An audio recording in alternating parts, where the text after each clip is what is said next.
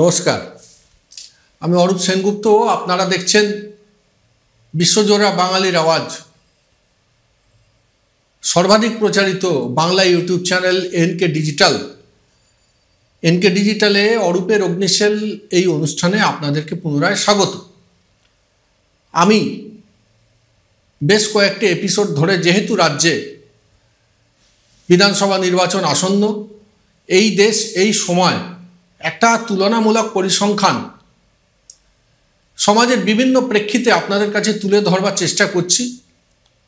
এই শীর্ষকে এই দেশ এই সময় গত একটি অনুষ্ঠান করেছি গত সপ্তাহে, ভক্তবৃন্দ শুনছেন। এই শীর্ষকে একটা নোট অফ ইন্টারোগেশন দিয়ে একটা অনুষ্ঠান করেছি, আর আজকে একটি অনুষ্ঠান করছি ওই গত এপিসোডের সূত্র ধরে। আজকে অনুরোধ রাখছি যে ভক্তবৃন্দ শুনুন। আমি তো গত এপিসোডে বলেছি যে সেলুলার জেল, আন্দামানের সেলুলার জেল নিয়ে একটা এপিসোড আমি করব। তার কারণ আন্দামানের সেলুলার জেল নিয়ে এপিসোড বা ভারতবর্ষের স্বাধীনতার যথার্থ ইতিহাস একজন রাজ্য নাগরিক হিসেবে, একজন সমাজবদ্ধ জীব হিসেবে একটা দায় থেকে যাচ্ছে। এই কারণে দুটো বিষয়ের তুলনামূলক একটা আলোচনা আজকে আমি করতে চাইছি।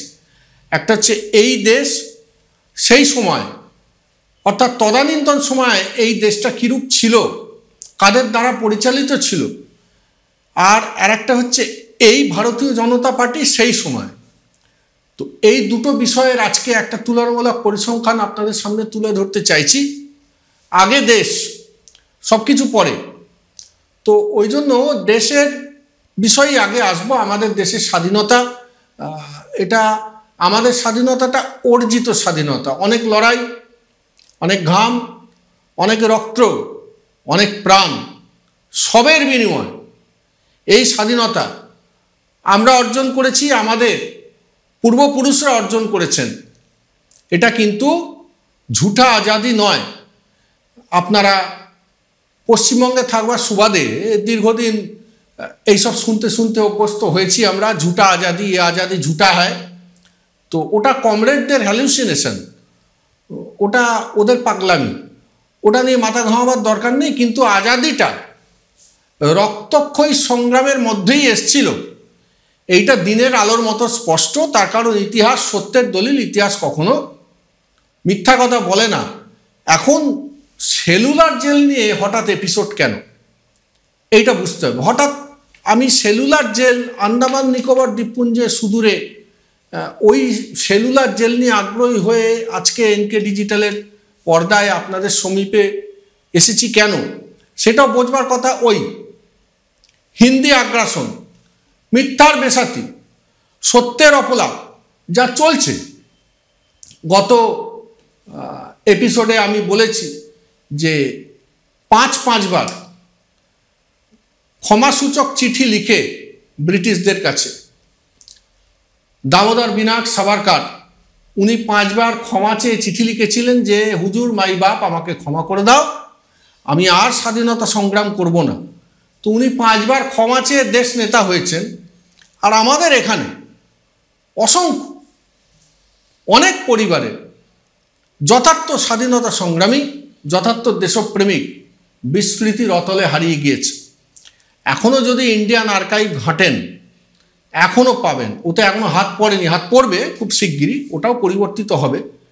আজ পর্যন্ত অবলীন, আমি এই অনুষ্ঠান করবার কিঞ্চিত পূর্বেও ইন্ডিয়ান আর্কাইভের সাইটে গিয়ে দেখেছি 1893-তে এই সেলুলার জেলের কাজ শুরু হয়েছিল, আর 1906 সালে এই সেলুলার জেলের কাজ সমাপ্ত হয়েছে। বার্মা থেকে লাল রঙের পোড়া ইট এনে তৈরি করা হয়েছিল এই কারাগার। চার্লস জেমস লিয়াল আর ডক্টর A.S. লেথব্রিজের পরামর্শে তদানীন্তন ব্রিটিশ সরকার ওইখানেতে দ্বীপান্তরের ব্যবস্থা করেছিলেন, এবং এই সেলুলার জেল বিশেষভাবে নির্মিত হয়েছিল। 2019 সালের 9ই জুলাই রাজ্যসভায় একটা তালিকা প্রকাশিত হয়। সেই তালিকার সাবজেক্ট ম্যাটার কি, দ্বীপান্তরিত সংগ্রামীদের রাজ্যওয়ারি পরিসংখ্যান, অর্থাৎ ভারতবর্ষের পরাধীন ভারতবর্ষের বিভিন্ন রাজ্য থেকে যে সমস্ত স্বাধীনতা সংগ্রামী ব্রিটিশদের হাতে ধরা পড়ে দ্বীপান্তরিত হয়েছেন, অর্থাৎ ওই সেলুলার জেলে গিয়েছেন, যেখানে তারা সম্মুখীন হয়েছেন একটা অমানবিক, অমানসিক এবং পাশবিক অত্যাচার ব্রিটিশদের দ্বারা, সেই জেলের একটা রাজ্যওয়ারি পরিসংখ্যান আমি আপনাদের সুবিধার্থে জানাই। তার কারণ এই যে হিন্দি আগ্রাসন চলছে সারা দেশ জুড়ে এবং তার আঁচ এসে লাগছে আমাদের রাজ্যে মানুষজনের প্রতিও।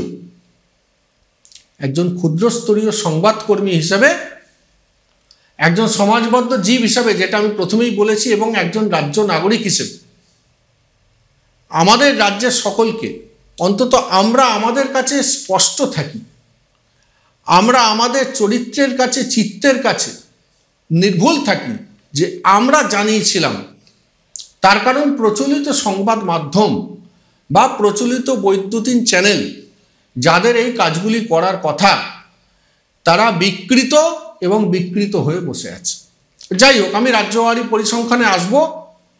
সেলুলার জেলে দ্বীপান্তরিত হয়েছিলেন কোন রাজ্য থেকে কতজন? পাঞ্জাব দিয়ে শুরু করছি। পাঞ্জাব প্রদেশ 95 জন সেলুলার জেলে স্থানান্তরিত হয়েছিলেন। মহারাষ্ট্র থেকে 3 জন, অনলি 3।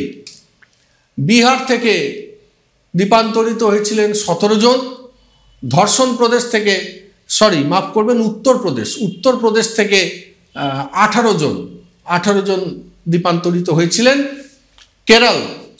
কেরল থেকে দ্বীপান্তরিত হয়েছিলেন 14 জন। অন্ধ্রপ্রদেশ থেকে দ্বীপান্তরিত হয়েছেন 8 জন। ওড়িশা আমাদের পার্শ্ববর্তী রাজ্য, সেখান থেকে দ্বীপান্তরিত হয়েছিলেন 5 জন। হিমাচল এবং তামিলনাড়ু, এই দুটি রাজ্য মিলিয়ে 27 জন। বাদ রইল কারা? বাদ রইলাম আমরা, অর্থাৎ বেঙ্গল প্রভিন্স। বাংলা থেকে সেলুলার জেলে কতজন রাজবন্দী হয়েছিলেন, কতজন দ্বীপান্তরিত হয়েছিলেন? 398 জন, 398 এস্টিমড পার্সনস তারা জেলে গিয়েছিলেন। হ্যাঁ, আপনারা ঠিকই শুনছেন, 398 জন। এটা আমার বক্তব্য নয়, এটা এনকে ডিজিটালের বক্তব্য নয়, এটা রাজ্যসভায় প্রকাশিত বক্তব্য, অর্থাৎ কেন্দ্রীয় সরকারের থেকে পাওয়া তথ্য অনুযায়ী 398 জন তারা বাঙালি, তারা দ্বীপান্তরিত হয়েছিলেন। এই সেলুলার জেলকে 1979 সালের 11 ফেব্রুয়ারি তৎকালীন প্রধানমন্ত্রী প্রয়াত মোরারজি দেশাই সাহেব জাতীয় স্মারক স্মৃতি স্তম্ভ হিসেবে আখ্যায়িত করেছিলেন। এইখানে নিয়ে নেব একটা ছোট্ট বিরতির পর আবার আসছি, সঙ্গে থাকবেন।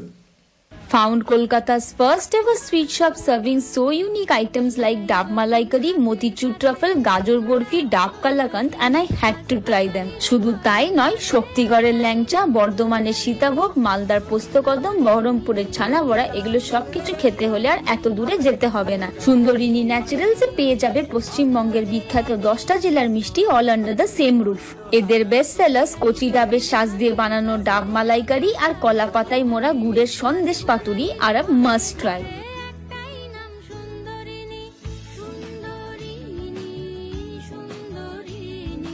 এবার সাধ্যের মধ্যেই হবে মধ্যবিত্তের স্বাদ পূরণ।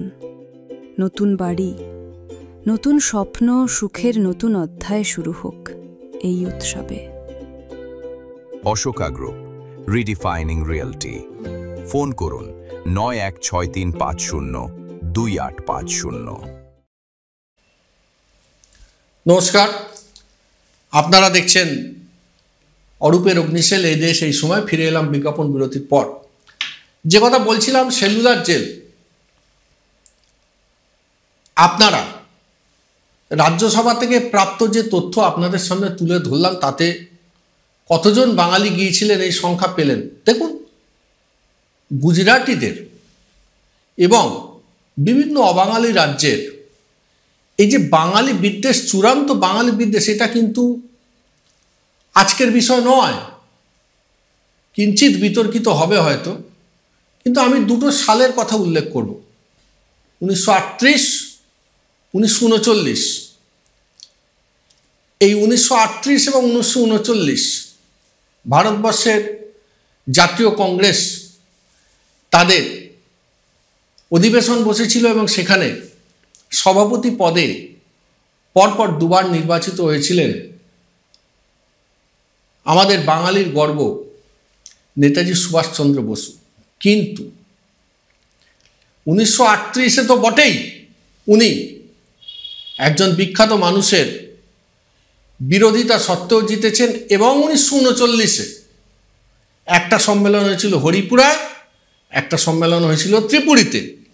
1939-এ সেই বিখ্যাত মানুষ নেতাজি সুভাষচন্দ্র বসুর বিরুদ্ধে খোলামেলা বিরোধিতায় নেমে পট্টবী সীতারামাইয়াকে ভোট দিতে বলেছিলেন জাতীয় কংগ্রেসের কর্মসমিতির সদস্যবৃন্দকে।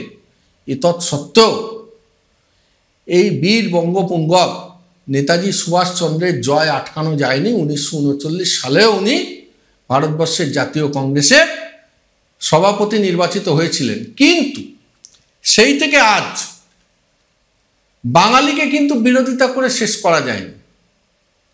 ওনার মতো শিক্ষিত লোকই পারেননি, আর আপনারা কেন্দ্রের দুজন তো গণ্ড মূর্খ, আপনাদের পক্ষে তো একদমই সম্ভব হবে না।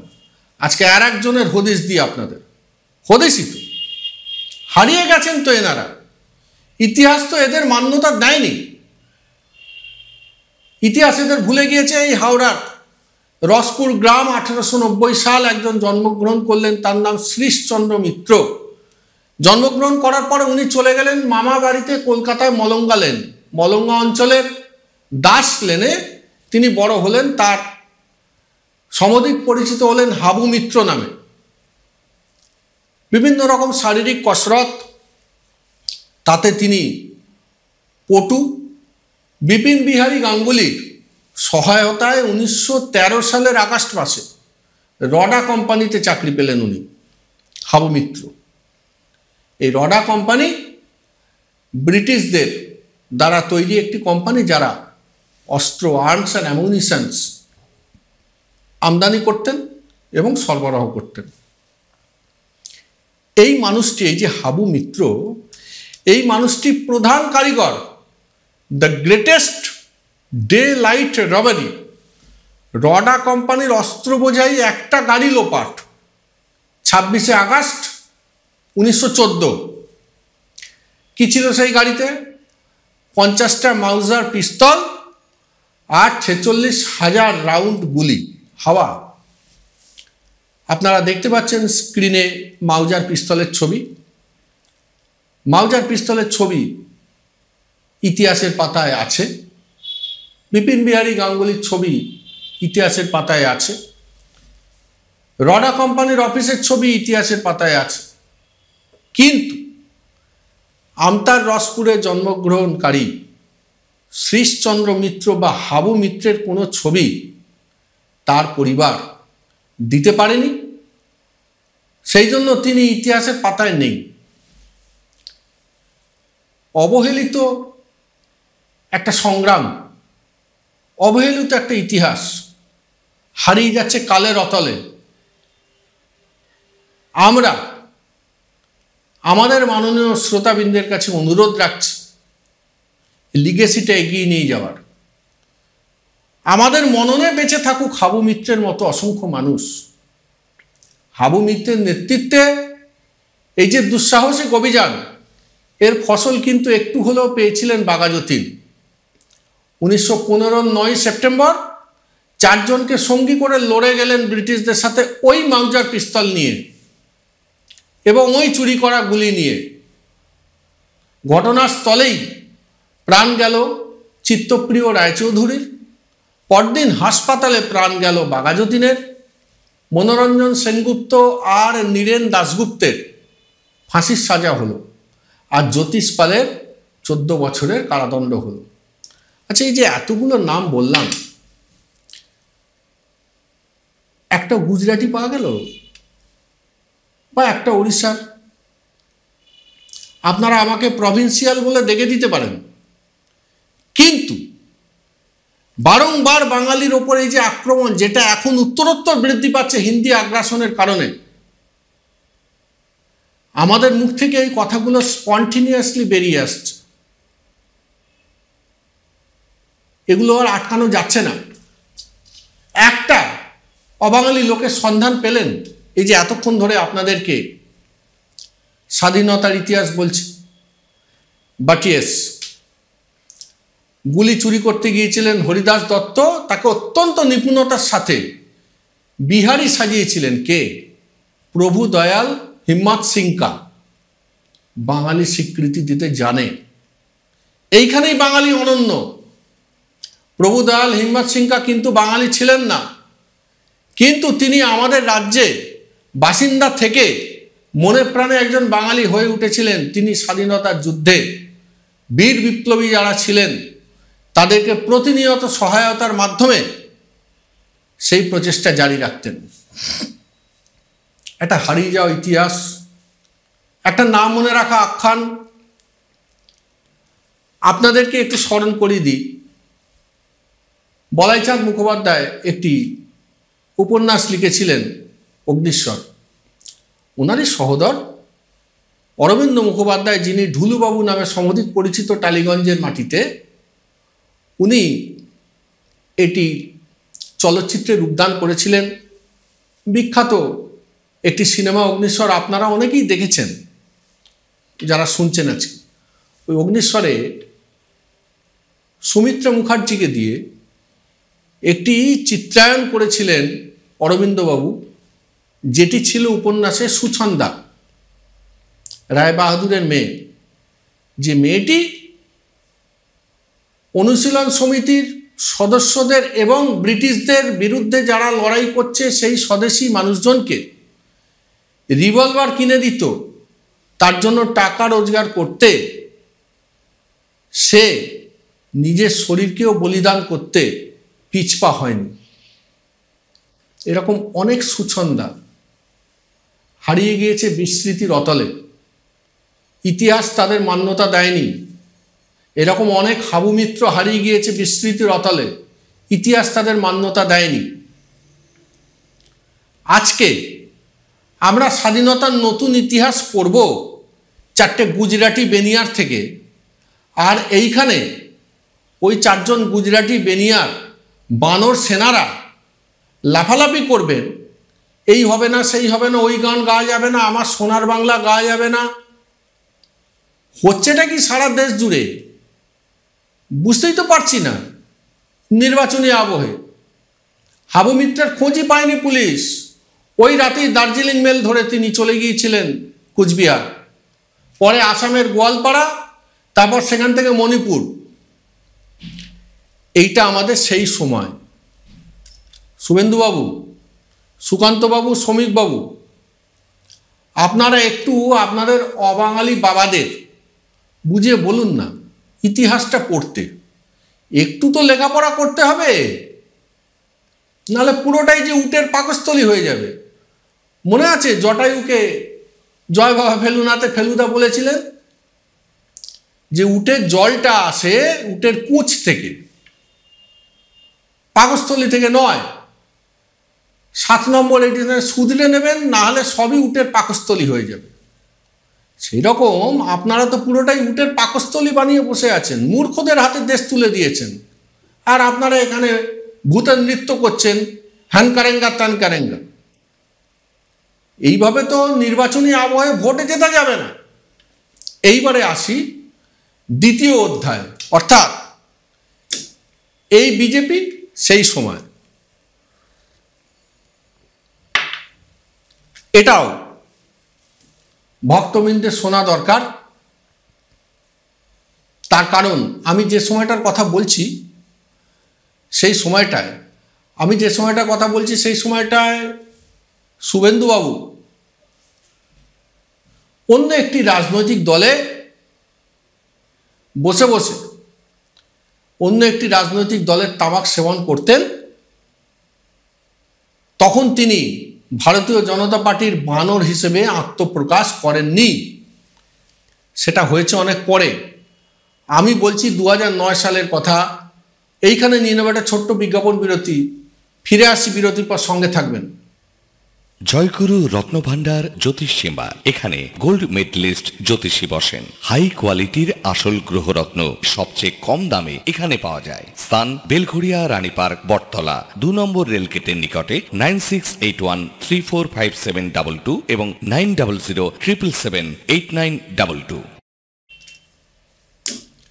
নমস্কার, ফিরে এলাম বিজ্ঞাপন বিরতির পর। আপনারা দেখছেন বিশ্বজোড়া বাঙালির আওয়াজ এনকে ডিজিটাল। এই যে সেই সময় আমি ভক্তবৃন্দ শুনুন এই শীর্ষকে অরূপ সেনগুপ্ত।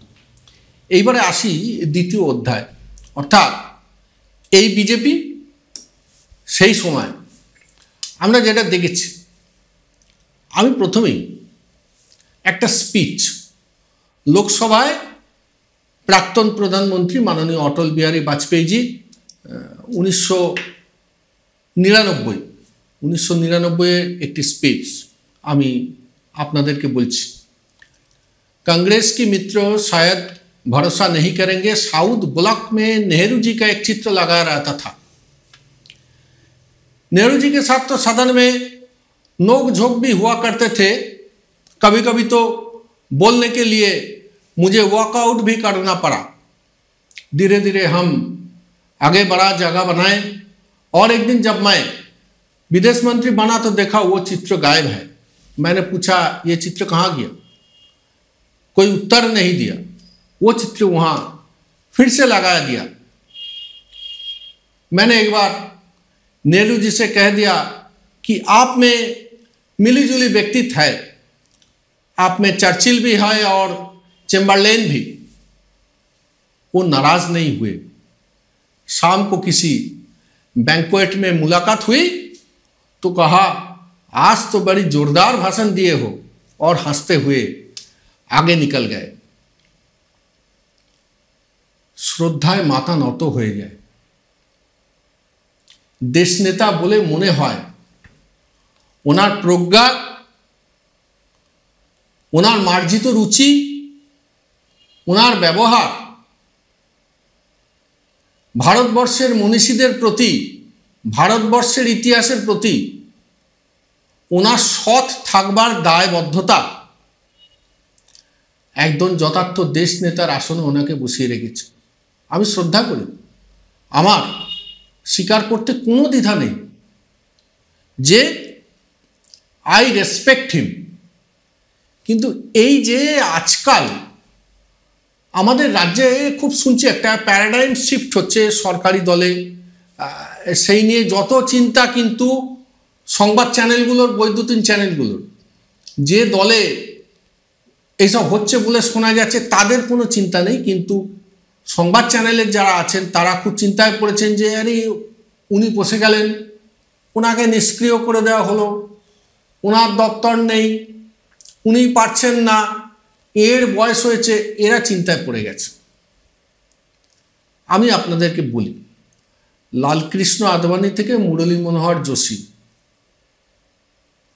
পুরো এই যে লাইনটা, অরুণ জেটলি আছে, সুষমা স্বরাজ ছিলেন, অরুণ জেটলি ছিলেন, দুজন অশিক্ষিত মিলে ঘরে ঢুকিয়ে দিল। মিডিয়ার কোনো আলোচনা নেই তো, মুখে কুলুপ।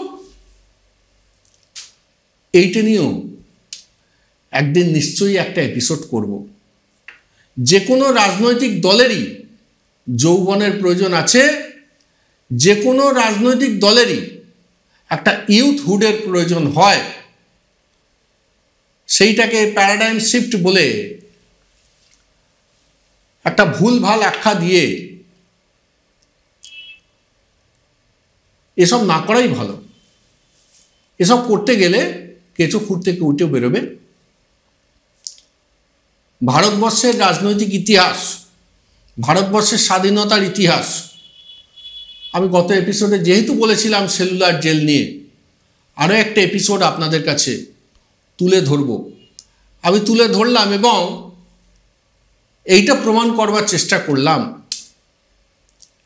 একজন সাধারণ রাজ্য নাগরিক হিসেবে যে আমাদের এই যে বাংলা এবং বেঙ্গল প্রভিন্স, যেটা